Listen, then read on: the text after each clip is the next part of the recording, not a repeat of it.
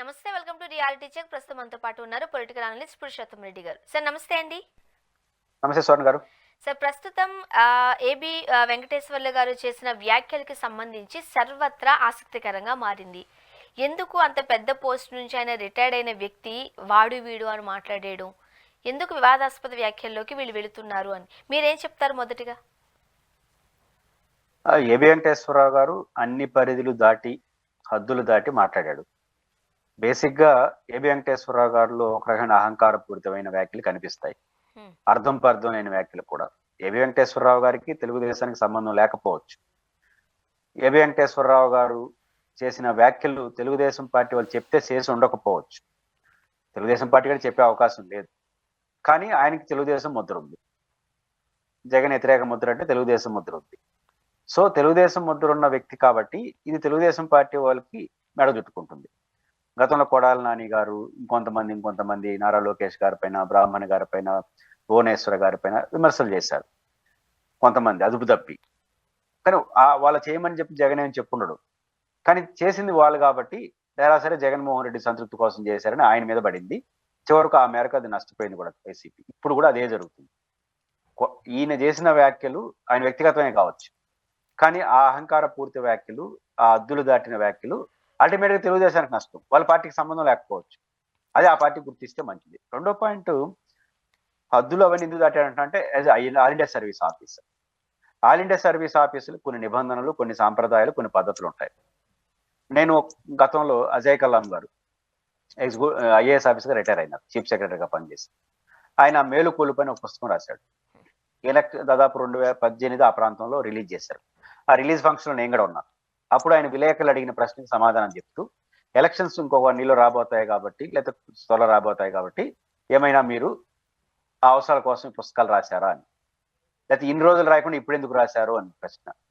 అట్లే మాజీ chief secretary IVR Krishnarao గారు ఎవరి రాజధాని అమరావతి పైన పుస్తకాలు తిరుపతిలో రిలీజ్ చేసి నేను ఆ వేదికలో కూడా ఉన్నాను. అప్పుడు కూడా మీలాంటి జర్నలిస్ట్ ఆయన అడిగారు, ఎలక్షన్ లో చంద్రబాబుకి వ్యతిరేకంగా రాయదలుచుకున్నారా, ఇన్ని రోజులు రాయకుండా రిటైర్ అయ్యి ఇన్ని రోజులు అయిన తర్వాత ఎందుకు రాశారు? ఇద్దరు ఐఏఎస్ ఆఫీసర్లు ఇచ్చిన ఆన్సర్ ఏంటంటే, మేము ఇప్పుడు ఎలక్షన్ కోసం రాయట్లేదు, మీకు వస్తున్న డౌట్ ఏంది, రిటైర్ అయ్యి 1 year అయిపోయింది కదా అని. మామూలుగా ఆల్ ఇండియా సర్వీస్ అధికారులు రిటైర్ అయిన 1 year వరకు ఏమీ మాట్లాడకూడదు, ఇట్లా అదర్ దాన్ యాక్టివిటీస్ చేయకూడదు, అది మా నిబంధనలు, కాబట్టి మేము అందుకని ఏమి మాట్లాడలేదు అని చెప్పారు. దీని అర్థం ఏంటి, ఆల్ ఇండియా సర్వీస్ అధికారులు రిటైర్ అయిన తర్వాత 1 year పాటు మాట్లాడకూడదు, బహిరంగ వ్యాఖ్యలు కానీ చేయకూడదని. మరి నేను రిటైర్ అయిన రోజులు అయింది, 6 నెలలు కాలేదు, ఎట్లా వ్యాఖ్యలు చేస్తారు? వాళ్ళకి వచ్చిన సూత్రం వీళ్ళు కొట్టించదా? ఆ సాంప్రదాయం అందే అద్దులు దాటి మాట్లాడారు అని అంటున్నారు. రెండో పాయింట్ ఏంటంటే, ఈయనకి వ్యక్తిగత ఆనందం పొందుండొచ్చు, భలే తిట్టాను నేను జగన్ అని. రెండు, వాళ్ళ దీన్ని ఆనందించే కొంతమంది బ్యాచ్ ఉంటారు, అభ్యంతరకర భాషను ఆనందించే బ్యాచ్ ఒకటి ఉంటుంది. ప్రతి పార్టీకి ఉంటారు వీళ్ళు ఒక రకంగా సైకోలు అనుకోవచ్చు. వీళ్ళకి చాలా ఆనందం కలిగిస్తుంది. కానీ వీరు నష్టం చేసే తెలుగుదేశం పార్టీకి. తెలుగుదేశం పార్టీ ముద్ర ఉన్నారు కాబట్టి జగన్మోహన్ రెడ్డిని అవమానించినట్టు వీరు అనుకుంటున్నారు. కానీ జగన్మోహన్ రెడ్డి ఇండైరెక్ట్ గా లాభం చేస్తున్నారు. ఒక కులం ఏదైతే కొంచెం సమాజంలో ఇన్ఫ్లుయెన్స్ రెడ్డి కులం ఉందో, మన ఎన్నికల్లో జగన్ గారికి చాలా మంది దూరం అయిపోయారు. ఇప్పుడు వాళ్ళందరినీ దగ్గర చేస్తున్నారు. జగన్ గారికి 1 year 2 years కష్టపడితే వచ్చే ఫలితం మీరు ఒక వ్యాఖ్యతో వచ్చేసింది. జగన్ గారు రండి మనందరూ చెప్పాలంటే కొంచెం ఇబ్బంది కదా, ఆయన ముఖ్యమంత్రి, అన్ని కులాలు కావాలి ఆయన. కాబట్టి అందరినీ ఒక రెడ్డిని పిలవాలంటే ఆయన కొంచెం కష్టం. ఏదో ఇంట్లో పెట్టుకొని మాట్లాడుకోవాలి. చెప్పినా నమ్మరు, గతంలో భలే చేసిన వాళ్ళే మాకు అంటారు. ఇప్పుడు ఈయన ఏ ఖర్చు లేకుండా చేసిన వ్యాఖ్యలు ఎందుకు చేస్తున్నాడు? ఏబి వెంకటేశ్వరరావు అధికారం జగన్కి లేదు కాబట్టి చేస్తున్నాడు, వాళ్ళకి అధికారంకి వచ్చింది కాబట్టి చేస్తున్నాడు. కాబట్టి మనల్ని చులకన చేస్తూ మాట్లాడడానికి కారణం జగన్ అధికారం లేకపోవడం. కాబట్టి మనందరి కర్తవ్యం ఏంటంటే మళ్ళీ జగన్ గెలిపించుకోవడం.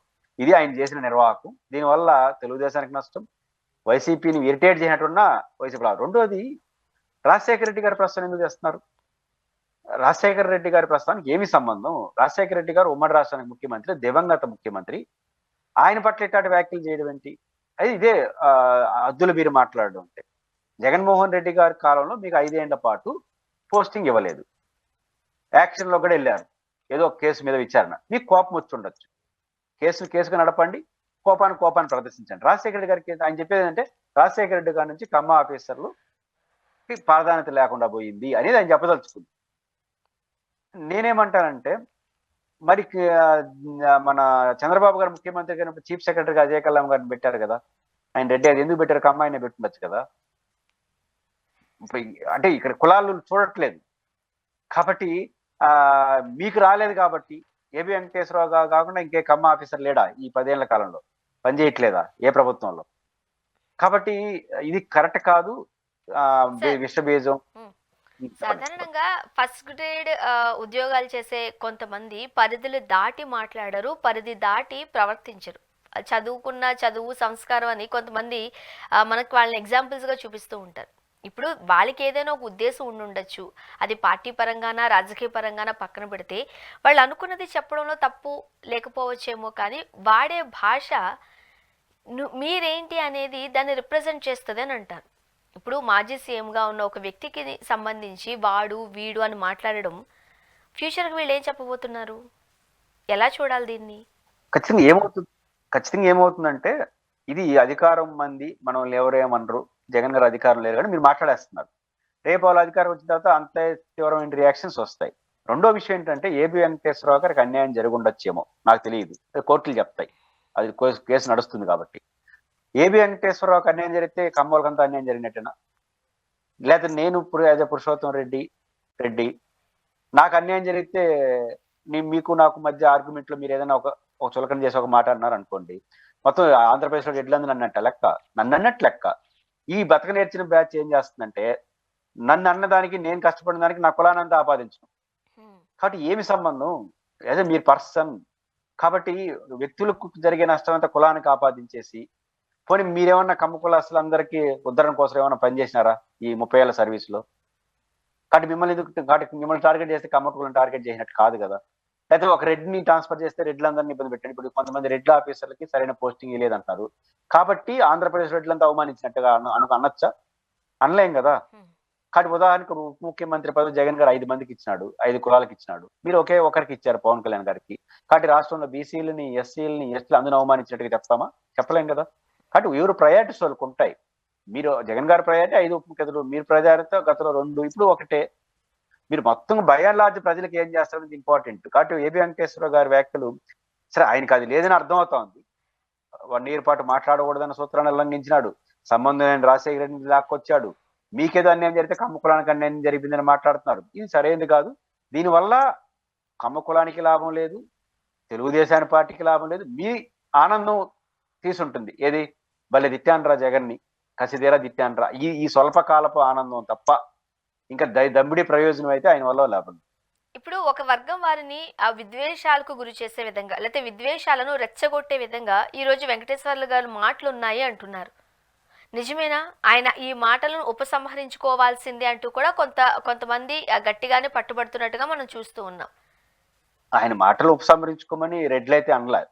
రెడ్లు ఎవరు అనరు. ఎందుకంటే ఇప్పుడు వైసీపీ వాళ్ళు చాలా మంది రెడ్లు ఏమనుకుంటారు, మమ్మల్ని ఐక్యం చేసినాడు బాగా అనుకుంటున్నారు. కొంచెం అటు ఇటుగా ఉండేవాళ్ళు కూడా మనందరూ వైట్గా ఉండాలి అనుకున్నారు తప్ప వెంకటేశ్వరరావు అనేది ఊరితే ఎవరో కోపం వచ్చేవాళ్ళు మీలాంటి జర్నలిస్ట్ ఎవరిన మీ అభిప్రాయం చెప్పమంటే తిట్టేస్తున్నారు కానీ ఎవరు పట్టించుకోవట్లే. దాన్ని బట్టి అర్థం చేసుకోవాలి.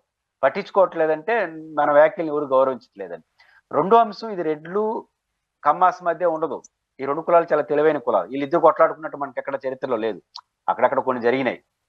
ఇద్దరి మధ్య రాజకీయ వైరం ఉంటుంది, ఎవరు కొట్లాడుకోరు. ఎందుకు కొట్లాడుకోరంటే ఇద్దరు తెలివైన కులాలు. కాబట్టి సమస్య ఏంటంటే మిగతా కులాలు ఇప్పుడు రెడ్లు తిట్టామని మీరు అనుకుంటున్నారు, వాళ్ళు అనుకుంటున్నారు ఏ వేదిక నుంచి, కమ్మ కులానికి సంబంధించి. కాబట్టి ఈ రోజు కమ్మాసర్ల తిట్టారంటే రేపు మమ్మల్ని తిట్టరా బీసీ ఎస్సీలు కూడా అనుకోరా? మీరు ఇట్లా కేవలం రెడ్లు తిట్టారు అనుకుంటే మిగతా వాళ్ళు అనుకుంటారు కదా రేపు తెల్లారితో. మమ్మల్ని తిట్టకపోయినా మీరు ఫలానా పార్టీ అనుకుంటే మీది కమ్మ పార్టీ అని అనుకునేవారు అనుకోండి, మిగతా కూడా దూరం అవుతాయి కదా. కాబట్టి ఏబి వెంకటేశ్వరరావు చర్యలు, దుశ్చర్యలు అనేటివి చివరకు ఆయన ఆనందం అంటారు కదా, స్వల్పకాలిక ఆనందం అంటారు. ఆ ఆనందాన్ని పొందాడు తప్ప జగన్మోహన్ రెడ్డి గారికి లాభం చేసినాడు, వైసీపీకి లాభం చేశాడు, రెడ్డిని యునైటెడ్ చేస్తున్నాడు. అంటే జగన్మోహన్ రెడ్డి గారు 1 year 2 years కష్టపడితే గానీ అవ్వని పని ఒక వ్యాఖ్యతో ఈయన చేసేసినాడు. కాబట్టి జగన్మోహన్ రెడ్డి గారు ఆయనకి ఫోన్ చేసి థ్యాంక్స్ చెప్పాలి. ఆయనకి ఇన్ని రోజులు అన్యాయం చేసేవాళ్ళు తెలియదు కానీ నాకు మాత్రం నువ్వు బాగా సహాయం చేసినావు అబ్బా, ఇంకా ఇట్లా 4 తిట్లు అని చెప్పాలి తప్ప గతంలో ప్రభాకర్ రెడ్డి గారి తిట్లు ఇట్లాంటివన్నీ ప్రత్యర్థికి లాభం చేకూరుస్తాయి తప్ప ఆయన అనుకున్న వాళ్ళకి కూడా నష్టం చేస్తాయి. అది ఆయన ఆలోచించుకుంటాడని నేను అనుకోను. ఆలోచించుకున్నవాడైతే ఇట్లా ఎందుకు మాట్లాడతాడు? ఆయన ఏదో టంగ్ స్లిప్ అనలా, సావధానంగా ఫిలాసఫికల్ గా మాట్లాడాడు. కావాలనే మాట్లాడినట్టుగా కూడా, అంటే ప్రిపేర్డ్ గానే మాట్లాడినట్టుగా కూడా ప్రిపేర్ గా మాట్లాడాడు. ప్రిపేర్ గా మాట్లాడినాడు. ఇప్పుడు తెలుగుదేశం పార్టీ ఆలోచించుకోవాలి. తెలుగుదేశం పార్టీ తప్పు చేయలేదు. తెలుగుదేశం పార్టీ మనిషి కాదు ఆయన. కానీ తెలుగుదేశం ముద్ర ఉన్న వ్యక్తి. తెలుగుదేశం వాళ్ళు ఎవరు చెప్పరు, ఎందుకంటే రాజకీయ పార్టీ ఇటు వాటిని ఎందుకు ప్రోత్సహిస్తుంది. కానీ తెలుగుదేశం ముద్ర ఉంది కాబట్టి, తెలుగుదేశం మీద నెపం పడుతుంది కాబట్టి, ఒకటి ఆయన మీ మాట నేటిగా ఉంటే ఆయన కంట్రోల్లో పెట్టుకోవాలి, లేదా మీ మాట ఏంటంటే అతనికి నాకు సంబంధం లేదని చెప్పాలి. ఈ రెండు చేయకపోతే తెలుగుదేశం మెడకే చుట్టుకుంటూ తెలుగుదేశానికి అంతో ఇంతో నష్టం చేసినాడు తప్ప లాభం అయితే చేయలేదు. సరే, ఇక ఆంధ్రప్రదేశ్లో పెట్టుబడులకు సంబంధించి కావచ్చు, లేకపోతే అభివృద్ధి సంపద సృష్టికి సంబంధించి మనం మాట్లాడుకున్నట్లయితే వేలాదిగా లక్షలాదిగా పెట్టుబడులు వచ్చేస్తున్నాయని చెప్పి ఓ పక్క చంద్రబాబు నాయుడు గారు చెబుతూ ఉన్నారు. మొన్న అమెరికా పర్యటనకి వెళ్ళినప్పుడు సో చాలా పెట్టుబడులను ఆకర్షించే ప్రయత్నం చేశారు నేతలు అని అన్నారు. వచ్చేస్తున్నాయి పెట్టుబడులు అన్నారు. అండ్ రీసెంట్గా మనం ఇప్పుడు చూడొచ్చు, JSW ఏపీలో పెట్టుబడులు పెట్టడానికి నిరాకరించింది. ఇది వాస్తవం అని కూడా మనం చూస్తూ ఉన్నాం. ఎందువల్ల నిరాకరించింది అంటారు? అంటే ఒక పత్రికలో ప్రధానంగా జిందాల్కి సంబంధించిన group of companies Andhra Pradesh withdraw అయిపోతున్నాయి, మహారాష్ట్రలో పెడుతున్నట్టు వచ్చింది. సరే, నిజాలు ఏంటో ప్రభుత్వం చెప్పాలి. అయితే జిందాల్ ఆంధ్రప్రదేశ్ నుంచి ఉంటే వెళ్ళిపోవడానికి ఛాయిస్ ఉందనేది వాస్తవం. అంటే ఆయన ఆంధ్రప్రదేశ్లో పెట్టుబడులు పెట్టడానికి వచ్చాడో రాలేదో తెలియదు, పెడతాడో లేదో తెలియదు, పోతాడో లేదు మనది నాకు తెలియదు, మన సమాచారం లేదు. కానీ జిందాల్ అనే వ్యక్తి ఇరిటేట్ అవుతాడనేది మాత్రం ఒక వాస్తవం. ఎందుకని? ఆ జత్వానీ కేసులో చేసిన యాగ్యాలండి. జిందాలే కాదు, అంతకు మించినోడు కోటీశ్వరుడు వచ్చి తప్పు ఒక అమ్మాయి పట్ల అసభ్యంగా ప్రవర్తించిన ఇబ్బంది పెట్టిన యాక్షన్ తీసుకోవాల్సిందే, దాన్ని ఎవరు కాదనరు. కానీ యాక్షన్ తీసుకోవాల్సిన చేసిన యాక్టివిటీయా ఇది? జిందాలు వాళ్ళు వీళ్ళు పేర్లు పెట్టి మొత్తమే జగన్మోహన్ రెడ్డి చేయించాడని చెప్పడం కోసం చూపిన శ్రద్ధ కేసు మీద చూపించలేదు. కేసు కన్నా కేసు చుట్టూ రాజకీయ కోణంలో చేసిన యాగి వల్ల జిందాల్ కూడా అబాస్ పాలైనాడు.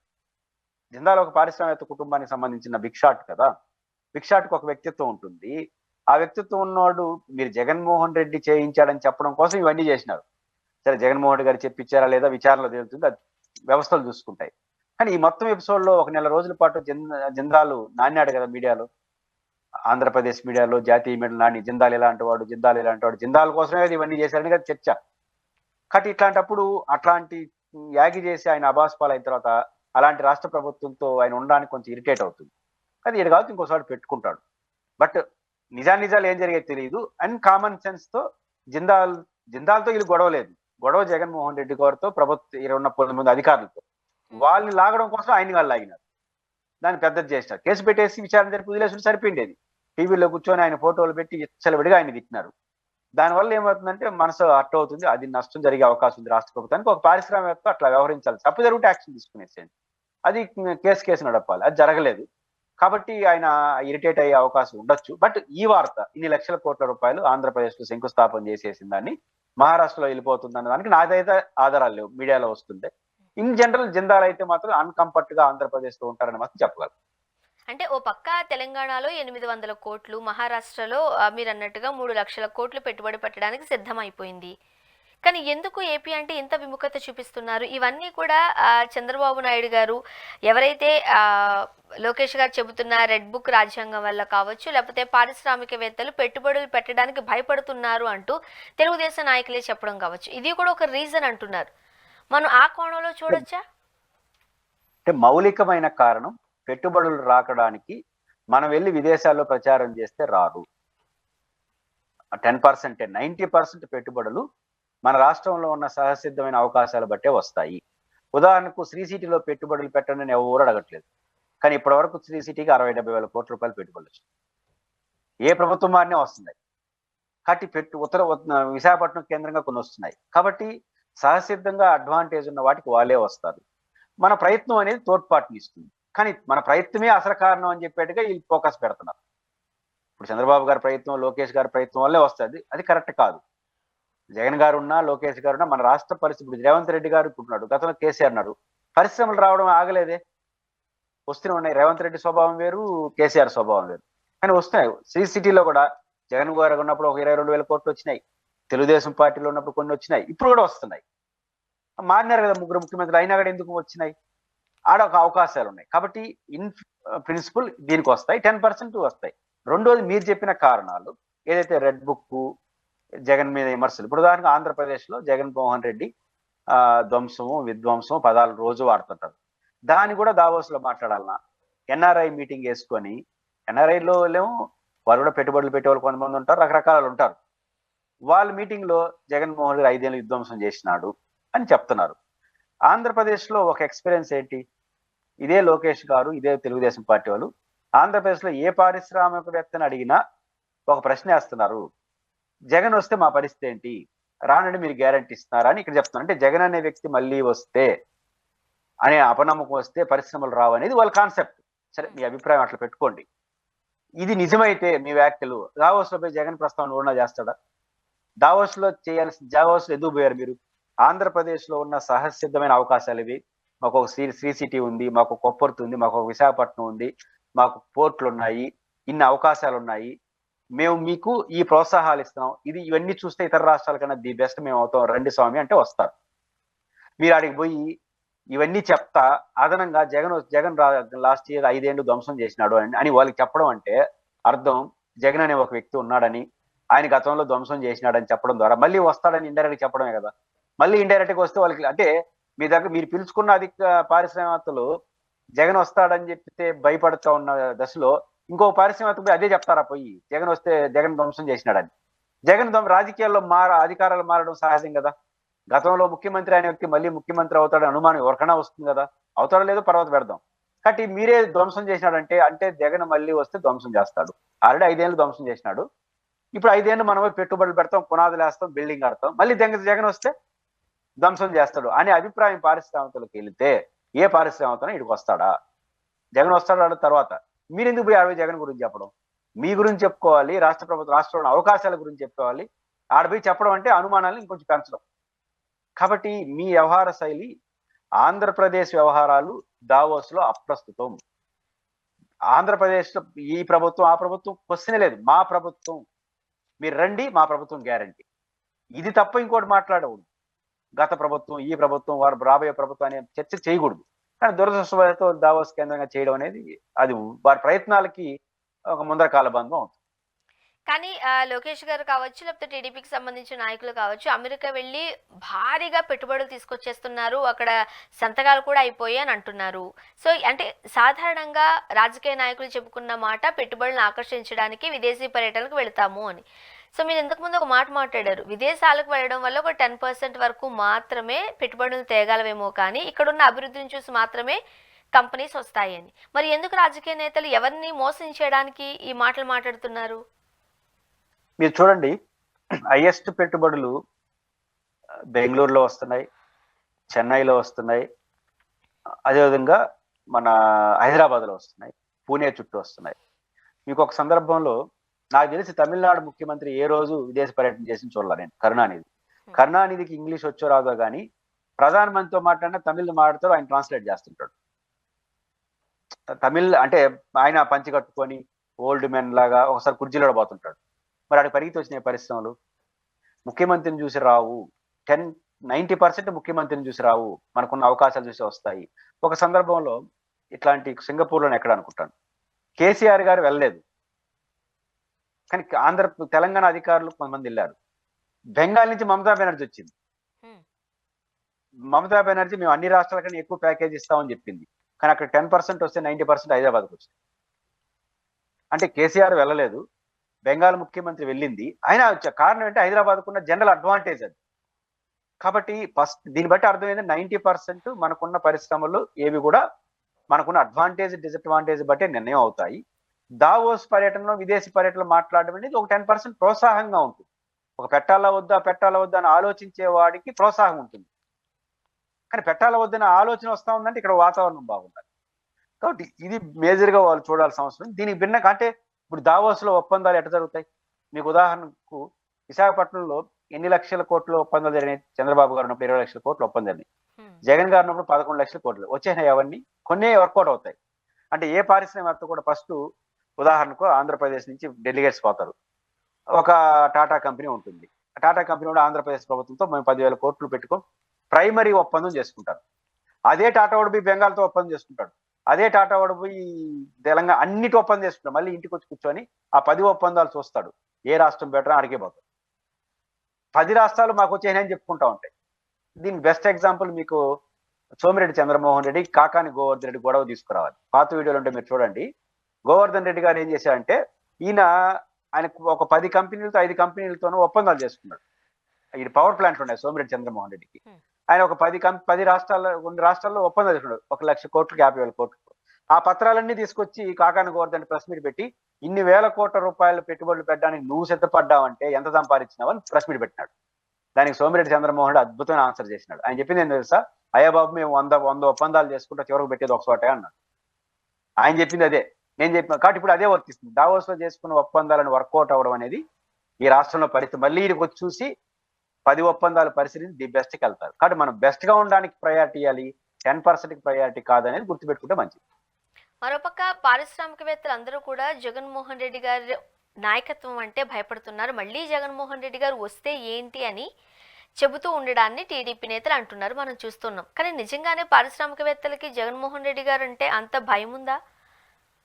పారిశ్రామికవేత్తలు దేని చూసి భయపడరు. పారిశ్రామికవేత్తలు అంటే పెట్టుబడి పెట్టేవాళ్ళు.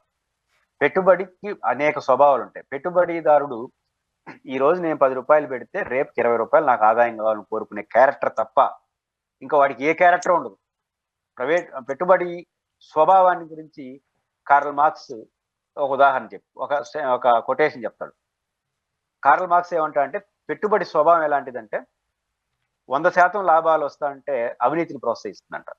నాకు 100% లాభం వస్తుంది, నా పెట్టుబడి 10 రూపాయలు పెడితే 20 రూపాయలు వస్తుందంటే అవినీతిని ప్రోత్సహిస్తుందంట. అది 100 నుంచి 150% లాభం వస్తుంది అనుకో, వ్యభిచారాన్ని కూడా ప్రోత్సహిస్తుందంట. అది 200% లాభం వస్తుంది, యజమాని కూడా చంపేస్తుందంట.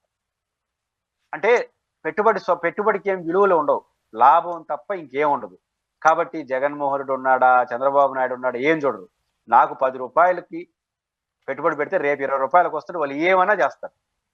కాబట్టి గ్యారంటీ కావాల్సిన వాళ్ళకి ఏం తెలుసా? చంద్రబాబు జగన్ కాదు, 10కి 20 వస్తుందా లాదా. కాబట్టి 10కి 20 రావాలంటే ఏం చేయాలి? చంద్రబాబు జగన్ కాదు, ఇక్కడ పరిస్థితులు బాగుండాలి, ఇక్కడ వాతావరణం. శ్రీ సిటీలో ఇప్పుడు అమరావతిలో పెట్టమని చంద్రబాబు గారు అందరూ రోజు అడుగుతున్నాడా? కానీ ఏ రోజైనా ఏ ముఖ్యమంత్రి శ్రీ సిటీలో పెట్టమన్నా? శ్రీ సిటీకి వస్తున్నాయి కానీ అమరావతికి ఎందుకు రాలేదు? శ్రీ సిటీలో పెట్టుబడులు పెడితే గ్యారంటీ ఆదాయం అనేది గ్యారంటీ అయిపోయింది. ఇంకా అంతే. హైదరాబాద్ లో పెడితే గ్యారంటీ వారు వస్తున్నారు అంతే. ముఖ్యమంత్రి రేవంత్ రెడ్డి ఉన్నాడా? ఇప్పుడు రోజు తిట్టుకున్నారు కదా కేసీఆర్, కేటీఆర్, రేవంత్ దుర్మార్గం. వాళ్ళు ఏమేమి పట్టించుకోవట్లేదే, మీరిద్దరు దుర్మార్గం పట్టించుకోవట్లా. మీరు ఏమైనా కొట్టుకొని మాకు హైదరాబాద్ పెడితే గ్యారంటీ, శ్రీ సిటీలో పెడితే గ్యారంటీ. ఇదే సింపుల్ లాజిక్. కాబట్టి జగన్ గారు పారిశ్రామికవేత్తలు అంత అమాయకులు కాదు. జగన్ వస్తే కూడా వాళ్ళు సంతోషిస్తారు, ఎవరు వచ్చినా సంతోషిస్తారు. వాళ్ళు ఏం కోరుకుంటే అది చేస్తారు. ఇప్పుడు 11,000 కోట్లు అమరావతి నిర్మాణానికి సంబంధించి హడ్కో రిలీజ్ చేసింది అంటున్నారు, వాస్తవమేనా? ఇక అమరావతి పనులు ఇక శరవేగంగా చకచకా ముందుకు జరిగే అవకాశాలు ఎంతవరకు ఉన్నాయి? పాసిబిలిటీస్ ఏమంటారు? అమరావతి పనులు బాగా జరుగుతాయి. ఎంత బాగా జరుగుతాయి అనేది వేరే సంగతి. ఎందుకు జరుగుతాయి? ప్రభుత్వం మోటివ్ అది కదా. ప్రభుత్వం అమరావతి అంటే ఆంధ్రప్రదేశ్, ఆంధ్రప్రదేశ్ అంటే అమరావతి, ఇది కదా స్లోగను. మరి ప్రభుత్వం అంటే ఎవరు చెప్పింది? ప్రభుత్వ స్లోగన్, ప్రజల స్లోగన్ కాదు. ప్రభుత్వానికి ఆంధ్రప్రదేశ్ అంటేనే అమరావతి అన్నప్పుడు అమరావతిలో పనులు చెప్పినట్టుంటాయి. ఖచ్చితంగా అమరావతిలో ఎంతో కొంత పనులు వేగం పుంజుకుంటాయి. దానికి ప్రపంచ బ్యాంక్ ఇవ్వబోయే 15,000 కోట్లు, నాబార్డ్ ఇవ్వబోయే 12,000 కోట్లు తోడ్పాటునిస్తాయి, నో డౌట్ ఎట్ ఆల్. కానీ 12,000 కోట్లు ఇచ్చేయట్లేదు. 12,000 కోట్లు ఇవ్వడానికి సుముఖత వ్యక్తం చేసింది. ఇంకా ప్రాజెక్ట్ రిపోర్ట్లు అవి 12,000 కోట్లు అడిగిన తర్వాత తీరు. ప్రపంచ బ్యాంక్ 15,000 కోట్లు 4 ఏళ్ళకి 5 ఏళ్ళకి ఇస్తుంది, 3-4 దఫాలుగా ఇస్తుంది. ఒకరోజు ఈదు 30 ఏళ్ళకి తీర్చాలి. వీళ్ళు కూడా అంతే, అప్పే. నాబార్డు ఇస్తుందంటే మళ్ళీ పొరపాటుని ఇస్తుందంటే అది వేరే అర్థం తీసుకోవద్దండి, అది డప్పే.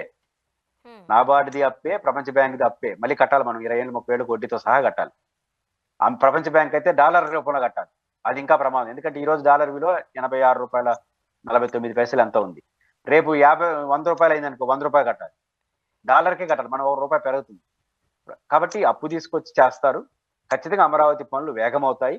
అమరావతిలో ప్రాథమిక అవసరాలు కల్పిస్తారు, కొన్ని ఏర్పాట్లు చేస్తారు. కానీ వాళ్ళు చెప్పిన నవనగరాలు, వాళ్ళు చెప్పినటువంటి అద్భుతాలు అయితే జరగవు.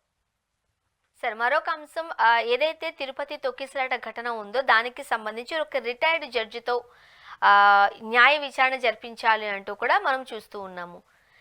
ఏం చెప్తారు మీరు? అంటే ఇప్పుడు అక్కడ ఏదైతే సంఘటన జరిగిందో దానికి సంబంధించిన గల కారణాలు ఇప్పటికే తెర మీదకి వచ్చాయి.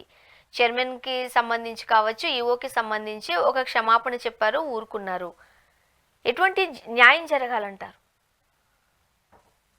ఖచ్చితంగా గోదావరి పుస్తకాలపైన వేసినట్టుగా ఇదైతే ఉండదు. న్యాయ విచారణ స్వాగతించాల్సిందే. న్యాయ విచారణలో ఇంకొంచెం లోతుకి వెళ్లాల్సి ఉంది. లోతు అంటే ఆడేం అద్భుతాలు జరగలేదు, ఘోరాలు నేరాలు కాదు. 6 మంది చనిపోవడం అనేది ఒక పాయింటే తప్ప కింద స్థాయిలో జరిగినటువంటి పొరపాటు, పై స్థాయిలో ఒక పొరపాటు కారణం ఇవి జరిగింది. ఆ పొరపాటు ఏంటి? ఎక్కడ మిస్ ఆపరేషన్ జరిగింది? ఆ మిస్ ఆపరేషన్ కారణం ఎవరు? వ్యవస్థ అంతా కారణం కాదు. డెసిషన్ తీసుకోవడం జరిగిన లోపాలు, ఇంప్లిమెంటేషన్ జరిగిందంటే ఎక్కడో ఒకసారి మిస్ఫైర్ జరిగిపోయింది, జరగకూడదు జరిగింది. దాని ఫలితం 6 ఉండి ప్రాణాలు పోయినాయి. టీటీడీకి ఎప్పుడు లేని మచ్చ వచ్చింది, ప్రభుత్వానికి కూడా చెడ్డ పేరు వచ్చింది. కాబట్టి 2 ఐపీఎస్ అధికారులను బదిలీ చేశారు, ఒక ఐఏఎస్ ని బదిలీ చేశారు, ఇది గ్రూప్ 1 ఆఫీస్ సస్పెండ్ చేశారు. ఎందుకంటే ఇంత డైన్ ఇప్పుడు ఏ విషయంలో నేను జరగల. దీని ఏం జరిగింది? గోదావరి పుస్తకాలు 20 మంది 30 మంది చనిపోయినా కూడా ఇలాంటి డెసిషన్ జరగల. కారణం ఏంటంటే ప్రభుత్వానికి చెడ్డ పేరు వస్తా ఉంది. ఎందుకంటే టీటీడీ లాంటి ప్రతిష్టాత్మక సంస్థ కాబట్టి యాక్షన్లోకి వెళ్ళారు. ఖచ్చితంగా ఈ జ్యుడిషియరీ కమిటీలో కూడా కొన్ని నిర్ధారణకు వస్తారు. ఖచ్చితంగా ఏకసభ్య కమిషన్ అంటే మనం ఏం కోరుకోవాలంటే తొందరగా విచారణ పూర్తి చేయాలి, తొందరగా కేబినెట్ దాన్ని చర్చించి ఫర్దర్ ఫుల్ ఏది కరెక్ట్, ఎక్కడ మిస్ఫైర్ జరిగింది, ఎక్కడ తప్పు జరిగింది, దానికి బాధ్యులు ఎవరు, వాళ్ళపైన కఠినమైన చర్యలు తీసుకోవాలి.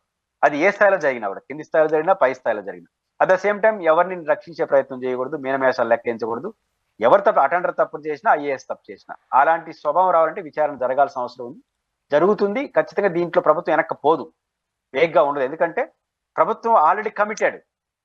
2 ఐఏఎస్ ఒకరిని ట్రాన్స్ఫర్ చేసి, 2 ఐపీఎస్ ట్రాన్స్ఫర్ చేసి, 2 సస్పెండ్ చేసి, ఈఓకి ఇతరులకు కూడా చైర్మన్ కి మధ్య గ్యాప్ ఉందని ముఖ్యమంత్రి గారే మాట్లాడి ఇన్ని జరిగాయి. కాబట్టి ఇది వేగ్గా ఉండదు, ఖచ్చితంగా కఠినమైన నిర్ణయాలు ఉంటాయని అనుకుంటున్నాను. సార్, ముఖ్యంగా తెలుగుదేశం పార్టీలో నారా లోకేష్ గారికి కూడా ఉప ముఖ్యమంత్రి పదవి ఇవ్వాల్సిందే అంటూ గట్టిగానే పట్టుబడుతున్నారు. ఆ టైంలో జనసేనకు సంబంధించిన వాళ్ళు కూడా మా మా వ్యక్తి ఇక ముఖ్యమంత్రి కాకూడదా, ఖచ్చితంగా ముఖ్యమంత్రి స్థానంలో రేసులో పవన్ కళ్యాణ్ గారు కూడా ఉన్నారు అంటూ మనం వాదోపవాదాలు కావచ్చు, అంటే బహిర్గతంగా పైకి వినిపించలేదు కానీ చేప కింద నీరులో ఎవరికి సంబంధించిన వాదనలు వాళ్ళ దగ్గర పెట్టుకుని ఉన్నారు. ఈ టైంలో ముఖ్యంగా తెలుగుదేశానికి సంబంధించిన కార్యకర్తలు కావచ్చు, లేకపోతే వాళ్ళ ముఖ్య నేతల్లో లోకేష్ గారిని లోక నాయకుడిగా చూస్తున్నారట. చాలా పరిణితి చెందిన వ్యక్తిగా లోకేష్ గారు మారిపోయారు, రాజకీయాల్ని కంప్లీట్గా ఓన్ చేసేసుకున్నారు. ఖచ్చితంగా నెక్స్ట్ ముఖ్యమంత్రి స్థానంలో మనం నారా లోకేష్ గారిని చూడొచ్చు, ఈయనే లోకనాయకుడు అన్నట్టు అభివర్ణించుకుంటున్నారట. మీరేం చెప్తారు? మీకేమనిపిస్తుంది లోకేష్ గారు 2 యాంగిల్. ఒకటి ఇన్ ద పార్టీలో ఆయన సభ్యత్వం పార్టీ యాంగిల్లో బాగా చేస్తున్నాడని పేరే వింటున్నాం. కానీ పబ్లిక్ వచ్చేసరికి ఆయన అంత ఎక్స్పోజ్ కావట్లేదు, కొంచెం బలహీనంగానే ఎక్స్పోజ్ అయ్యాడు. కాబట్టి పబ్లిక్ గా బలహీనంగా ఎక్స్పోజ్ అయినప్పుడు ఏం చేయాలి? రావడం సీఎం చంద్రబాబు నాయుడు కొడుకుగా వచ్చేస్తుంటే అది వేరు. అట్లా రానప్పుడు ఏదో ఒక స్పేస్ లో కూర్చొని తన ఏంటో ప్రూవ్ చేసుకోవాలి. పార్టీ ఆఫీస్ లో ఉన్నాడు కాబట్టి సభ్యత్వం అవి ఇవి చేసి తను స్ట్రెంత్ ఉన్న లీడర్ గా పార్టీలో గుర్తింపు బట్టి పబ్లిక్ లైఫ్ లో కుదరదు. పబ్లిక్ లో ఇంకో పేస్ ఉంటుంది, ఆ పేస్ లో ఇంకా ఆయన ఎదగలేదు. ఎదుగుతాడని వాళ్ళ నమ్మకం. దానివల్ల ఉప ముఖ్యమంత్రి చేస్తే ఆ సీట్లో కూర్చుంటే తన సత్తా ప్రపంచానికి తెలుస్తుందని వాళ్ళ విశ్వాసం కావచ్చు. అంతవరకు మనం అభ్యంతరం చెప్పాల్సిన అవసరం లేదు. ఏమీ చేతగానోడైతే ఈ స్థాయికి రాడు. ఖచ్చితంగా చంద్రబాబు నాయుడు కొడుకు తెలుగుదేశం పార్టీ ఉండడం అనేది దానికి ప్రైమరీ కావచ్చు, కానీ ఆయన ఇన్ఫ్లుయెన్స్, ఆయన కెపాసిటీ ఉంటుంది, లేకుండా ఉండే అవకాశం లేదు. అయితే ఈ లోకనాయకుడు అది ఇంకా చాలా టైం ఉంది, ఇంకా ఆయన నాయకుడే కాలేదు, అప్పుడే లోకనాయకుడు అంటే ఎట్లా? కానీ దీని ఏమవుతుందంటే వాళ్ళు స్వామి భక్తిని ప్రదర్శిస్తున్నారు, కానీ లోకేష్ గారు కూడా అది మంచిది కాదు. ఇట్లా వాళ్ళని కంట్రోల్ చేయాలి. ఇప్పుడు మీ లోకానికి ప్రకృతిలో 3 లోకాలు ఉంటాయి: భూలోకం, స్వర్గలోకం, పాతాళ లోకం. మధ్యలో ఈ లోకం ఏంటి? అంటే ఏ మీడియా ఛానల్ వాళ్ళది ఒక లోకం, ఆ మీడియాది ఒక లోకం. ఆ లోకానికి ఆయన నాయకుడిగా మీరు కీర్తించదలుచుకుంటే ఏమైనా అర్థం ఉందా? ఎందుకంటే లోకేష్ గారు ఇట్లాంటి వాటిని దూరం పెట్టాలి. ఇది ఆయనకి నష్టం. ఇంతకుముందు చెప్పాను కదా, ఏబి వెంకటేశ్వరరావు ఎట్టయితే ఎవరినో తిట్టం పోయి మీకు నష్టం చేసినాడో ఇండైరెక్ట్ గా, ఈ రోజు లోకనాయకుడు ఇట్లాంటి కీర్తించడం ద్వారా దీన్ని ఖచ్చితంగా లోకేష్ గారే చేయిస్తున్నాడు అనుకుంటారు ఎవరైనా. లోకేష్ గారు చెప్పున్నాడు, క్వశ్చన్ లేదు, ఆయనకు అవసరం కూడా లేదు. వీళ్ళు భజన చేయడం, ఈ ప్రోత్సాహాలు మేము లోకేష్ కోసం చేస్తున్నామని అనుకుంటున్నారు, కానీ చేస్తున్నది వాళ్ళ కోసం.